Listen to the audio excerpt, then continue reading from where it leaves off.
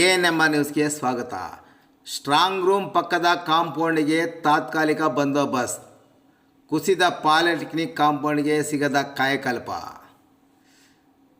ಗ್ರಾಮ ಪಂಚಾಯಿತಿ ಮತಗಟ್ಟೆಗಳನ್ನು ಇಟ್ಟಿರುವ ಸರ್ಕಾರಿ ಪಾಲಿಟೆಕ್ನಿಕ್ನ ಸ್ಟ್ರಾಂಗ್ ರೂಮ್ ಪಕ್ಕದ ಕಾಂಪೌಂಡ್ ಗೋಡೆ ಕುಸಿದು ಬಿದ್ದಿದ್ದು, ಸ್ಟ್ರಾಂಗ್ ರೂಮ್ಗೆ ಸರಿಯಾದ ಬಂದೋಬಸ್ತ್ ಇಲ್ಲದ ಪರಿಣಾಮ ಇದೀಗ ತಾಲೂಕು ಚುನಾವಣಾ ಇಲಾಖೆ ತಾತ್ಕಾಲಿಕ ಬಂದೋಬಸ್ತ್ ಮಾಡಿಕೊಂಡಿದೆ.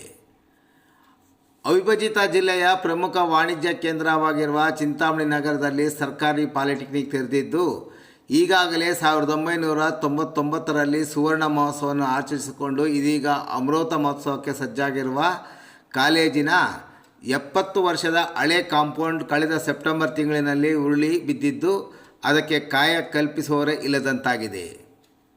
ಸರ್ಕಾರಿ ಪಾಲಿಟೆಕ್ನಿಕ್ಗೆ 4 ಕಡೆ ಕಾಂಪೌಂಡ್ ಇರುವುದರಿಂದ, ಹೆಚ್ಚಿನ ಸಂಖ್ಯೆಯಲ್ಲಿ ಕೊಠಡಿಗಳು ಇರುವುದರಿಂದ ಹಾಗೂ ವಿಶಾಲವಾದ ಜಾಗವಿದ್ದು ವಾಹನಗಳು ಕೊಠಡಿಗಳ ಬಳಿಗೆ ಬಂದು ಹೋಗಲು ಅನುಕೂಲವಾಗುವುದರಿಂದ ಪ್ರತಿ ನಗರಸಭೆ, ಗ್ರಾಮ ಪಂಚಾಯಿತಿ, ಜಿಲ್ಲಾ ಮತ್ತು ತಾಲೂಕು ಪಂಚಾಯಿತಿ ಸೇರಿದಂತೆ ವಿಧಾನಸಭಾ ಚುನಾವಣೆಗಳ ಸಂದರ್ಭದಲ್ಲಿ ಮಸ್ಟರಿಂಗ್ ಕೇಂದ್ರವಾಗಿ ಮತ್ತು ಮತಗಳ ಎಣಿಕೆಗಾಗಿ ಪ್ರತಿ ಚುನಾವಣೆಯಲ್ಲೂ ಉಪಯೋಗಿಸಿಕೊಳ್ಳುವುದು ಇದೇ ಪಾಲಿಟೆಕ್ನಿಕ್ ಕಾಲೇಜನ್ನು.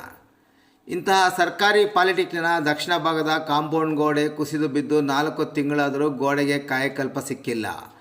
ಪಾಲಿಟೆಕ್ನಿಕ್ನ ಉತ್ತರ ಭಾಗದಲ್ಲಿ ಕುಸಿದು ಬಿದ್ದ ಕಾಂಪೌಂಡ್ ಗೋಡೆಯ ಪಕ್ಕದಲ್ಲಿಯೇ ಗ್ರಾಮ ಪಂಚಾಯಿತಿ ಮತಪೆಟ್ಟಿಗೆಗಳನ್ನು ಇಟ್ಟಿರುವುದರಿಂದ ಸ್ಟ್ರಾಂಗ್ ರೂಮ್ಗೆ ಅಭದ್ರತೆ ಕಾರಣ ಚುನಾವಣಾ ಅಧಿಕಾರಿಗಳು ತಾತ್ಕಾಲಿಕವಾಗಿ ಮರಗಳನ್ನು ನೆಟ್ಟು ಅದಕ್ಕೆ ಬಟ್ಟೆ ಕಟ್ಟಿದ್ದಾರೆ. ಇನ್ನಾದರೂ ಸಂಬಂಧಪಟ್ಟವರು ಇತ್ತ ಗಮನ ಹರಿಸುವರೇ ಎಂಬುದನ್ನು ಕಾದು ನೋಡಬೇಕಾಗಿದೆ.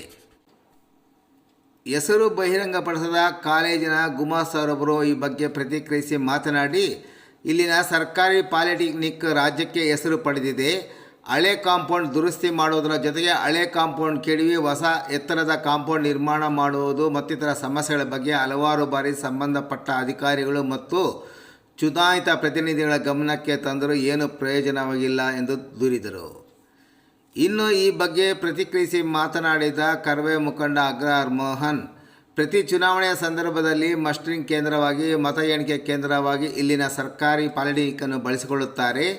ಆದರೆ ಕುಸಿದು ಬಿದ್ದ ಕಾಂಪೌಂಡ್ ಗೋಡೆ ಪುನರ್ನಿರ್ಮಾಣಕ್ಕೆ ಮಾತ್ರ ಜನಪ್ರತಿನಿಧಿಗಳು, ಅಧಿಕಾರಿಗಳು ಗಮನ ಹರಿಸದೇ ಇರುವುದು ಗೊತ್ತಿದ್ದರೂ ತಿಳಿಯದಂತೆ ಇರುವುದು ನಮ್ಮ ದುರದೃಷ್ಟ ಎಂದರು.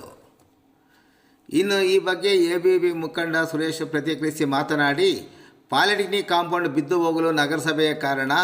ಪಾಲಿಟೆಕ್ನಿಕ್ ಉತ್ತರ ಭಾಗದ ಪಾಲಿಟೆಕ್ನಿಕ್ ಕಾಂಪೌಂಡ್ ಪಕ್ಕ ಅರ್ಧ ಭಾಗದಲ್ಲಿ ಚರಂಡಿ ನಿರ್ಮಾಣ ಮಾಡಿ ಉಳಿದ ಅರ್ಧ ಭಾಗ ಚರಂಡಿ ಮಾಡದೆ ನೆನೆಗುದ್ದಿಗೆ ಬಿದ್ದಿರುವ ಪರಿಣಾಮ ಹರಿದು ಬಂದ ಮಳೆ ನೀರು ಕಾಂಪೌಂಡ್ ಪಕ್ಕದಲ್ಲೇ ನಿಂತು ಕಾಂಪೌಂಡ್ ಕುಸಿದು ಬೀಳಲು ಕಾರಣವಾಗಿದೆ ಎಂದು ಅವರು ಆರೋಪಿಸಿದರು.